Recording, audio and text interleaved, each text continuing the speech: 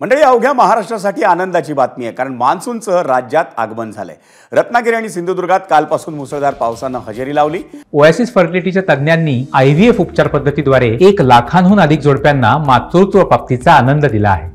मोफत appointment book करण्यासाठी आजच संपर्क साधा। आणि चिपळूणमध्ये आजही मान्सूनच्या सरी बरसल्या, त्यामुळे गेल्या काही दिवसांपासून उकाड्यानं त्रस्त झालेले मुंबईकर, नवी मुंबईकर आणि ठाणेकर नागरिकही पावसाची आपली प्रतीक्षा लवकरच संपणार म्हणून सुखावले आहेत। मुंबई आणि आसपासच्या महानगरांमधल्या नागरिकांना यंदा उन्हाचा प्रचंड त्रास सहन करावा लागलाय।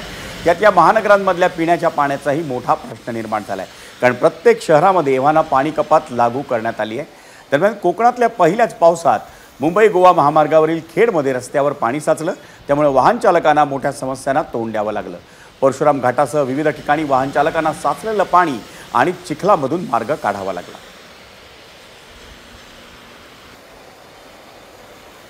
बघा नीट,